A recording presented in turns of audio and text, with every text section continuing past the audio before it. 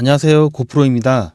거두절미하고 여러분들께서 가장 궁금해하실 게 다음 주에 주가가 어떻게 갈 것인가 이시겠죠. 최근에 움직임 때문에 막연하게 잘 되겠지라는 생각이 얼마나 안일했던가 라는 생각을 많이 하시면서 대응의 필요성을 느끼셨을 겁니다. 특히 FDA의 승인을 받은 유한 양행의 충격적인 모습을 보면서 더욱 크게 느끼셨을 텐데요. 이번 영상에서는 여러분들의 주가 전망에 대한 궁금증을 조금이나마 해소해드리기 위해서 주가 전망에 필요한 몇 가지 이슈들을 정리하는 시간을 갖도록 하겠습니다. 영상 시작 전에 좋아요 한 번씩 눌러주시고요.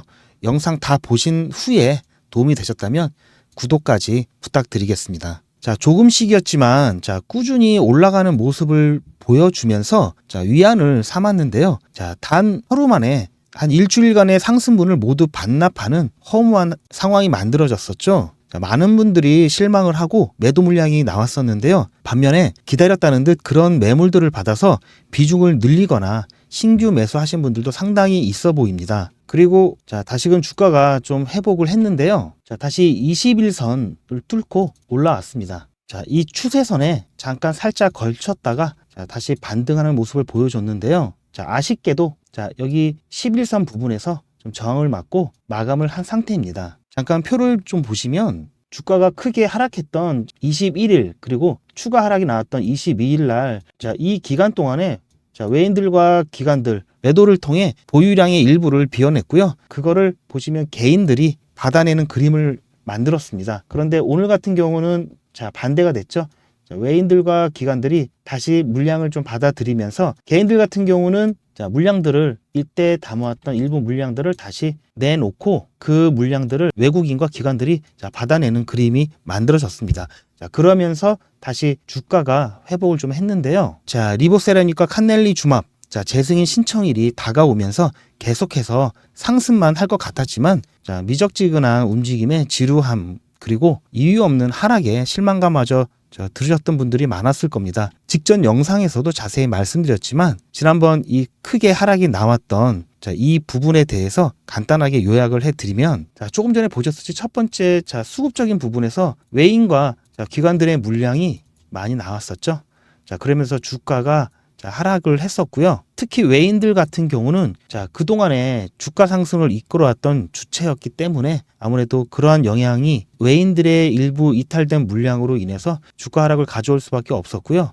그리고 외인들이 이탈하게 된 이유는 HLB에 특별히 문제가 있었다는 것이 아니라 투자에 대한 섹터에 대한 일부 변경이랑 그다음에 차익 실현에 관련돼서 매물이 좀 나왔던 거고요. 그것에 대한 근거로 이 기간 동안에 21일과 23일 이 기간 동안의 외국인들의 매도 순위를 본다면 유한양행 그리고 하이닉스, 현대차, HD 한국조선해양 등 중공업을 포함한 HD 한국조선해양 등 최근에 주가 상승이 크게 되었던 그러한 종목들 위주로 차익 실현 물량이 나왔던 거고요. 반대로 순매수 순위를 여러분 살펴본다면 그동안에 좀 외면받았던 네이버라든지 SDI라든지 최근에 조정을 받았던 셀트리온, 삼성전자 이런 조정을 받은 종목 위주로 외인들의 수급이 들어왔다는 것을 확인하실 수가 있습니다. 따라서 외인들 같은 경우는 투자 섹터의 변경에 의해서 기존에 있던 물량들을 차익 실현을 하고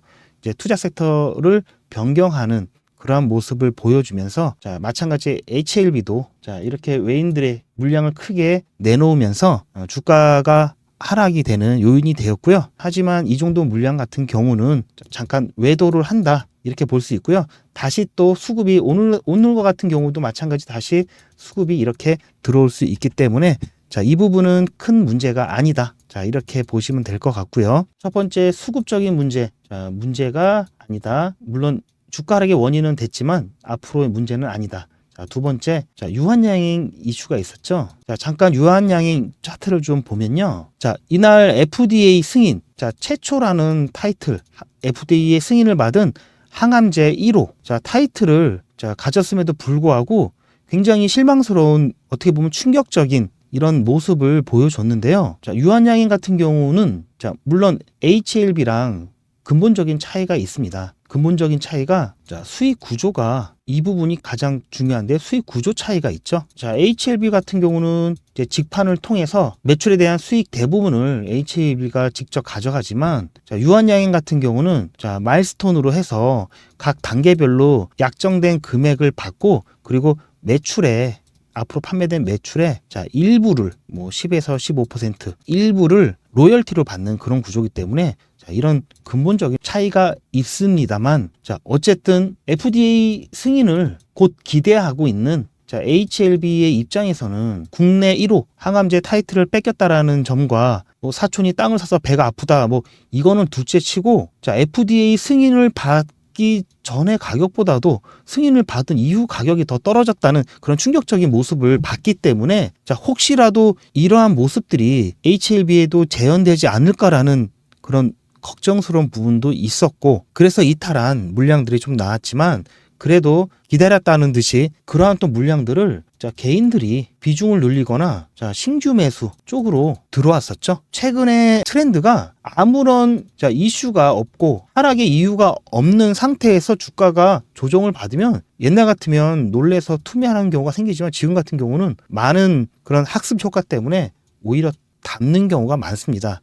단타를 하기 위해서 들어오는 경우가 많기 때문에 보시면 어떻습니까? 자, 그 다음날 일부 주가를 회복하면서 다시 오늘 같은 경우는 큰 폭으로 상승을 했죠. 자, 유한양행이 자, 그러면서 이렇게 회복하는 모습을 보여주면서 자, 유한양행 이슈에 대해서 영향을 받았던 HLB 같은 경우도 마찬가지로 오늘 큰 폭의 상승을 가져왔는데요. 그러면 두 번째 있었던 자, 유한양행 자, 이 부분에 대한 이슈 자, 다행스럽게 상쇄가 되어버린 거죠. 만약에 오늘 같은 경우에도 유한양행이 계속해서 이렇게 조정을 받았더라면 아무래도 자, 불안감을 더 느끼고 HAB도 좋은 모습을 자, 보여주지 못했을 가능성이 크다고 봅니다. 자, 그리고 세 번째, 자, 이건 계열사 이슈가 있었는데요. 자, 이 부분은 어떤 얘기냐면은 8월 21일에 자, HLB 생명과학입니다. 자, 생명과학, HLB 생명과학이고요. 8월 21일에 공시가 나왔는데요. 전환사채 채권 발행 결정 공시입니다. 규모는 자, 500억 원이고요. 자, 발행 목적은 자, 운영자금으로 이제 발행을 하자고 결정이 된 부분입니다. 자, 그런데 보시면 이 전환사채, 자, 이 발행 결정 자체가 무조건 악재다, 뭐 호재다 이렇게 단정할 수는 없는 거고요. 그때 상황에 따라 판단이 되어지는 건데요. 최근 것만 몇 개 정리를 해봤습니다. 최근에 4개 차수에 대한 자, 전환사채 발행에 대한 결정 공시 기준입니다. 그래서 2022년도 5월 31일에 10회차에서 450억 원에서 자, 인수합병을 위한 자금이 필요했기 때문에 전환사채 발행을 했고요. 주식회사 에임이라는 진단의료기기 기업에 979억 원을 인수를 하는데 그중에 450억 원을 전환사채로 발행을 하고요. 나머지는 현금으로 이렇게 인수를 하는 그런 내용으로 결정이 되었던 거고요. 자, 그 다음 11회차에는 운영자금으로 83억 원을 발행 결정을 했습니다. 그리고 같은 해 11월 7일 날 12회차로 288억 원 채무 상환으로 발행을 했고요. 자, 이 부분은 당연히 이제 악재고요. 자, 빚내서 빚을 갚은 거죠. 일명 돌려막기입니다. 돌려막기. 그렇기 때문에 이 부분은 악재로 작용을 했다. 자, 그리고 8월 21일 자, 13회차 얼마 전에 있었던 500억 원은 운영자금이었습니다. 자, 그래서 자, 이날 어땠습니까? 21일 날 물론 다른 요인도 있지만 자, 21일 날 발표가 됐는데요. 오후 4시 뭐 한 21분 정도에 발표가 됐는데 당연히 자, 이때는 영향을 크게 안 미쳤겠죠. 자, 하지만 이 추가 하락 부분에 대한 다음날 추가 하락 부분에 대한 부분은 아무래도 영향을 미쳤을 수도 있기 때문에 자, 이러한 부분들 체크를 한번 해봤고요. 자, 그렇다면 자, 생명과학에 자, 이런 자, 전환사채 발행이 왜 HLB와 무슨 관련이 있길래 얘기를 하느냐라고 말씀을 하실 수 있는데요. HLB가 여러분 그룹사잖아요. 핵심 계열사들이 있습니다. HLB와 관련돼 가지고 서로 자, 주가에 영향을 받는 핵심 계열사가 있는데 그 중에 하나가 바로 이 HLB 생명과학이고요. 자, 그리고 보시면 자, 이게 계열사 지분도인데 HLB가 생명과학에 자, 19.60% 지분을 갖고 있습니다. 이거는 작년 기준이고요. 최근에 나왔던 기준으로 다시 말씀드리면 17.44%죠. 줄어들었죠. 자, 비율이 자, 19.60에서 17.44로 줄어들었습니다. 자, 2% 넘게 차이가 나는데요. 2%면 굉장히 큰 겁니다. 경영권에 있어서 굉장히 큰 거고요. 자, HLB의 지분이 줄어들었다. 생명과학에 대한 지분이 줄었다. 이 부분은 지배력이 줄어들었다는 얘기랑 똑같은 겁니다. HLB의 어떤 상승 모멘텀이 있다면 여기에 대해서 나온 수익에 이 지분으로 가져갈 수가 있는데 그런 부분이 줄어들었다는 얘기이기 때문에 자, HLB한테는 악재죠. 자, 그런데 이 지분이 줄어들었던 이유가 자, HLB가 지분을 누구한테 양도해서 그런 것이 아니라 자, 이렇게 계속해서 전환사채라든지 추가 상장 이런 것들로 통해서 자, 생명과학의 발행 주식 총수가 계속해서 증가하기 때문에 HLB의 지분이 줄어든 겁니다. 자, 그렇다면은 자, 이 전환사채에 대한 공시, 결정 공시가 어떤 영향을 미쳤냐면은 자, 이거는 10회차, 11회차, 12회차 됐을 때의 차트입니다. 자, 생명과학의 차트인데요. 2022년 5월 31일 자, 10회차 전환사채 발행 결정 공시가 났을 때 그 이후로 추가적인 하락이 있었고요. 마찬가지 자, 11회차 2023년 7월 4일 날 결정고시 발표. 자, 이 빨간 선들이 결정고시 발표일입니다. 발표 난 이후에 추가 하락이 있었죠. 그리고 전회차인 12회차 같은 경우 자, 이때 발표하고 그 다음에 추가 하락이 있었습니다. 자, 이렇게 본다면 HLB 생명과학에 있어서 전환사채의 발행은 호재보다는 자, 악재로 작용한다라고 볼 수 있겠죠. 자, 그렇다면 제가 좀 전에 말씀드렸듯이 생명과학의 호재나 악재는 HLB의 호재나 악재가 된다고 말씀을 드렸죠. 그렇기 때문에 이러한 영향을 자, 받을 수밖에 없는 거고요. 자, 지분 하락에 따른 지배력 약화까지 뭐 추가적으로 악재로 작용했다고 볼 수가 있는 겁니다. 자, 그리고 제가 정말 개인적으로 너무 또 아쉬웠던 부분은 직접적인 관련은 없지만 그렇다고 완전히 관련성이 없다고 할 수 없는 건데요. 자, 여러분도 아시다시피 혹시 기억하실 수도 있습니다. 소송에 관한 문제입니다. 소송.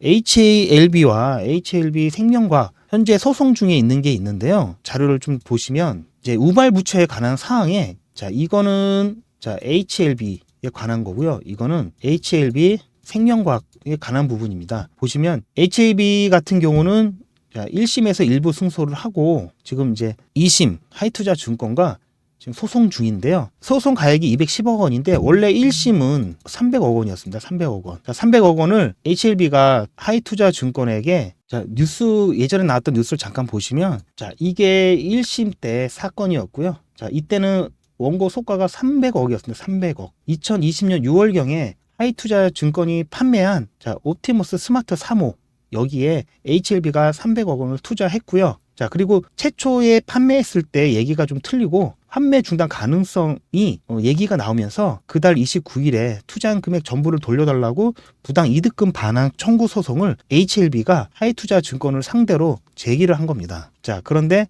자, 1심 결과 HLB의 일부 승소로 HLB에 손을 들어줬는데요. 문제는 자, HLB도 제대로 확인하지 않은 과실이 있다 해가지고 자, 30%만 돌려받아라 해서 자, 300억 원의 30%인 90억 원만 받게 된 상황이라 HLB도 항소를 했고요. 자, 하이투자증권도 무슨 소리냐? 나는 얘기 제대로 했다.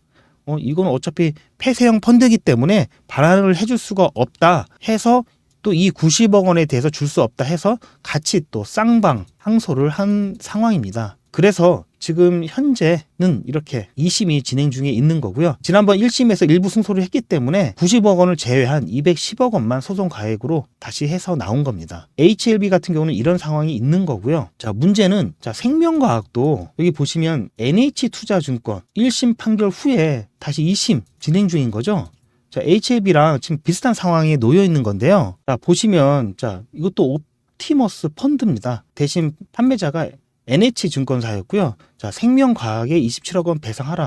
자, 이거 1심 판결이었고요. 마찬가지로 30%인 자, 27억 원을 배상하라는 판결을 받아서 지금 항소 중에 있습니다. 자, 이게 언제 투자를 했냐면 2020년 4월이죠. 자, 100억 원이었습니다. 100억 원. 자, 여러분들 한참 이것 때문에 유명했죠. 옵티머스 펀드 사기. 법인들도 다른데 투자를 당연히 할 수가 있는데 좀 아쉬운 부분이 왜 투자를 본인 거에 투자를 하지 왜 다른데 투자를 했는지 그 부분이 조금 의문이고요. 보시면은 자, 2020년 자, 4월에 자, 100억 원이죠. 자, 그랬다면 자, 이 부분만 잘 갖고만 있었어도 83억 원에 대한 자, 운영 자금 부족하지 않았겠죠. 자, 그래서 그런 부분들이 좀 많이 아쉽다 뭐 그런 거고요. 자, 그렇다면은 자, HLB와 생명과학에 대한 계열사와의 관계가 얼마나 관계가 있을까? 그거를 좀 직관적으로 좀 설명을 해드리면, 자, 보시면 이 캔들로 된 게 HLB고요. 자, 이 보라색 실선으로 된 게 HLB 생명과학입니다. 자, 보시면 어떤 게 HLB고 어떤 게 생명과학인지 헷갈릴 정도로 굉장히 유사하죠, 움직임이. 자, 이렇다라는 것은 HLB와 HLB 생명과학이 같이 움직인다. 주가가 같이 움직이고 있다. 이렇게 보실 수 있는 겁니다. 자, 그렇기 때문에 여러분들 특히 이 핵심 계열사의 움직임이 이 HLB의 움직임에 영향을 줄 수 있기 때문에 핵심 계열사들에 대한 이슈들도 잘 챙겨야 한다고 제가 강조드리는 부분이 여기에 있고요. 앞으로는 HLB에 관심을 갖는 동시에 핵심 계열사에 대한 관심도 가져주시길 바라고요. 혹시 도움이 필요하시다면 제가 이따가 안내를 해드리겠지만 제가 핵심 계열사를 포함한 리포트를 항상 정리를 해서 저희 구독자 분들에게 주기적으로 업데이트해서 드리고 있습니다. 뭐 이 부분에 대해서는 이따가 다시 안내를 드릴 거고요. 자, 그렇다면 다음 주에 주가가 어떻게 변화될 것인가? 자, 지금까지 말씀드렸던 첫 번째 수급적인 부분, 두 번째 유한양행, 세 번째 계열사 관련 이슈. 수급적인 부분은 제가 말씀드렸죠. 외인들과 기관들이 매수를 하면서 상세가 되면서 결국 잠깐의 바람이었다. 그래서 이것도 문제가 안 되고, 유한 양행 같은 경우도 이번에 급등으로 주가가 많이 상승을 하면서 FDA 승인 이후에 주가 하락에 대한 걱정이 많이 누그러졌다. 이 부분도 그래서 큰 문제가 안 된다. 계열사 같은 경우는 이때 결정 공시가 나와서 하락을 했지만 어떻습니까? 다시 상승을 했죠. 마찬가지 이때도 결국은 상승을 했습니다. 이때도 마찬가지고요. 왜냐? HLB 생명과학도 상승 모멘텀이 충분히 있기 때문에 이렇게 조정을 받았다가도 하락하는 모습을 보여주고 있기 때문에 계열사에 대한 이슈, 이것도 크게 문제가 되지 않는다, 이렇게 정리를 할 수 있겠죠. 그렇다면 다음 주 주가가 어떻게 될까요? 글로벌 이슈만 없으면 무난하게 지금 같은 약상승을 보일 가능성이 높겠죠.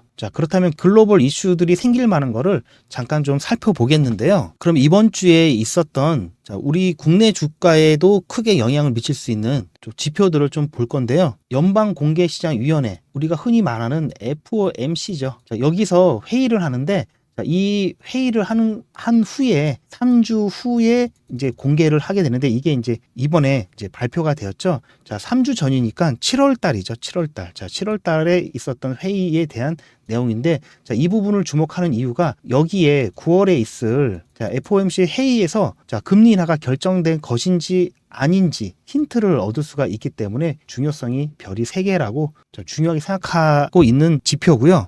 보시면 매일경제에서 나왔죠. 매일경제에서도 기사로 다뤘는데요. 미 FOMC 회의록이 힌트를 줬다.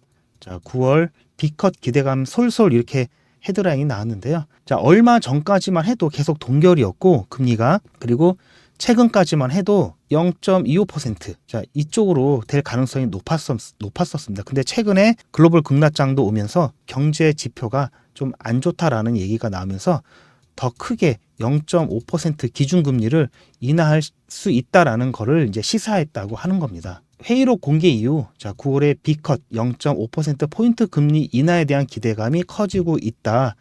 그렇게 얘기가 됐고요. 시카고 상품거래소 CME의 패드워치 잠깐 보시면, 여기 보시면 이게 현재 기준 금리고요. 525, 550. 이거는 5.25%, 5.5% 이렇게 보시면 되고요. 지금 보시면 9월 18일 날, 2024년 9월 18일 날 미팅에서 어떤 결정을 내릴 것인가, 이렇게 투표를 하는 겁니다. 예상을 보시면 4.75. 이게 B컷이죠.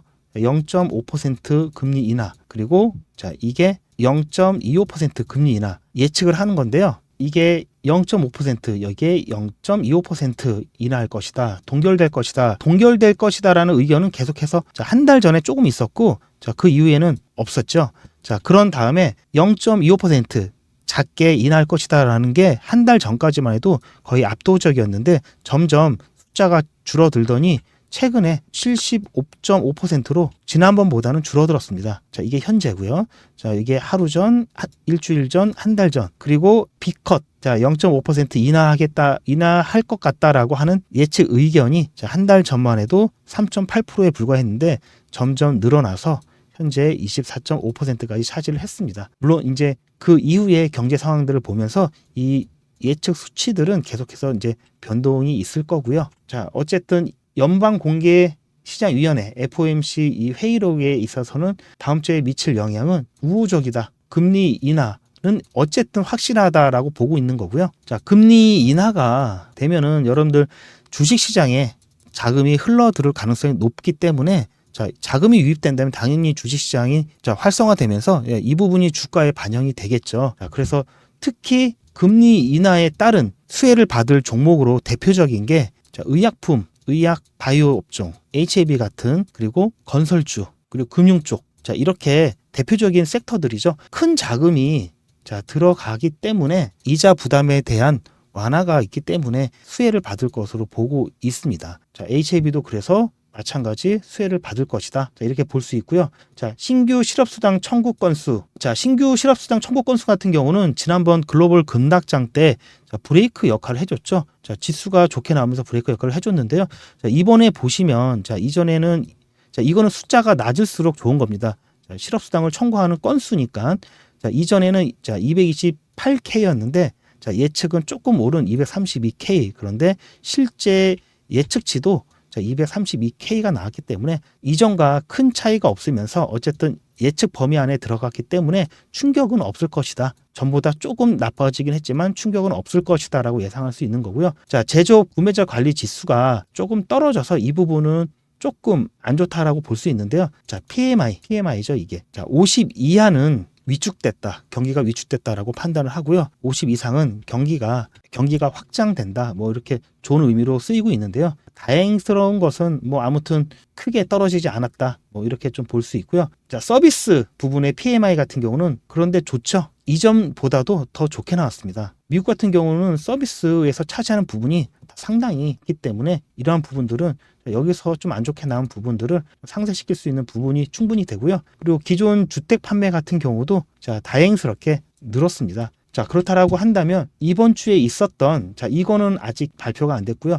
자, 현재까지 나온 지표로 봤을 때는 다음 주에 글로벌 시장도 큰 무리 없이 이번 주와 비슷하거나 조금 나아질 수 있다. 이렇게 예측을 할 수 있겠고요. 자, 이에 따라서 국내 주식도 이번 주보다는 조금 더 나아질 수 있는 그런 가능성이 더 열렸다고 볼 수 있겠습니다. 중동 문제 같은 경우는 지금 거의 얘기가 나오고 있지 않죠? 이 중동 리스크도 지금 많이 사그러드는 상태로 좀 볼 수 있고요. 당분간 정말 특별한 돌발 상황이 발생하지 않는다면 어쨌든 다음 주도 무난하게 지낼 수 있을 것 같다. 자, 그렇게 무난하게 지내다 보면 어떻습니까? 어느덧 HLB 9월 7일부터 9월 10일 세계 WC, LC 세계 폐암학회 참석을 할 일정이 있고요. 자, 9월 14, 그 다음에는 이제 9월 13일부터 17일 에스모 유럽 암학회 또 참석을 해서 이때 새로 나온 9개 임상 실험 결과를 발표를 또 예정하고 있고요. 자, 그리고 9월 20일 FOMC 회의에서 금리 인하